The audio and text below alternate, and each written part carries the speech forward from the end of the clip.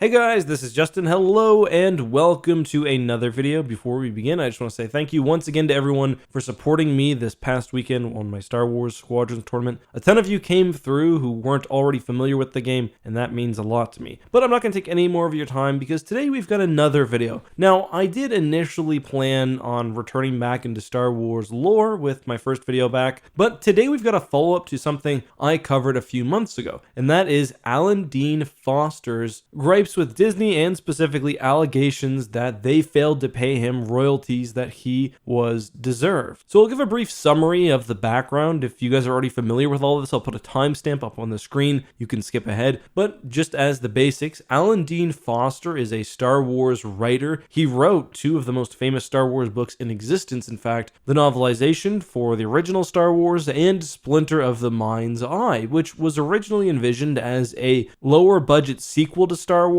should the original not have been successful. Anyway, Mr. Foster alleged that Disney was not paying him royalties that he was deserved, not only for Star Wars, but also other works, including the Alien novelizations. These books are all still in print, they all earn money for Disney, but Alan Dean Foster wasn't being paid the royalties as stipulated in his contracts that he signed when making the books. I go over all of this in more detail in my prior video, but Alan Dean Foster put it in an entire letter. He communicated through SFWA, which is the Science Fiction and Fantasy Writers of America, and also he explained that he needs money not only because, well, he deserves it, but because his wife has serious medical issues, and in 2016 he was diagnosed with an advanced form of cancer. But this isn't charity, as he says, this is just money that he was owed. Unfortunately, Disney was not willing to play ball at the time without him signing an NDA, a non-disclosure agreement, and unless you know for sure that you're going to be able to solve some sort of dispute that you have, signing an NDA before you're guaranteed any reward or sort of money just doesn't make sense. You can sign the NDA to have a discussion, you can not come to an agreement, and then now you can't even talk to the public about what's going on. Disney's argument, for those wondering, was essentially that they purchased the books and that they purchased all of the publishing rights to the classic Star Wars material, but they did not purchase the obligation to pay Alan Dean Foster his royalties. Now, from a legal and from a corporate law perspective, this is true. You can buy portions of a company. You can just buy assets or liabilities, buy certain parts, but not others. That is possible, but it's not exactly clear what's going on in this case. It seems like Lucasfilm must have originally had the contracts to these very early Star Wars books, whereas 20th Century Fox, for example, had the Alien books. So you'd assume that the contracts would then flow to Disney, who's the purchaser of Lucasfilm, but it's also even more confusing because in the past there have been various Star Wars publishers. There's probably like 20 or 30 different publishers who have put out some form of Star Wars book, from like the secondary sources to the novels, Bantam, Del Rey, etc. Either way, Alan Dean Foster and SFWA seemed pretty certain that, yeah, Disney owed him money, and they made a pretty big stink about it, rightfully. And this was a major, I would say, black eye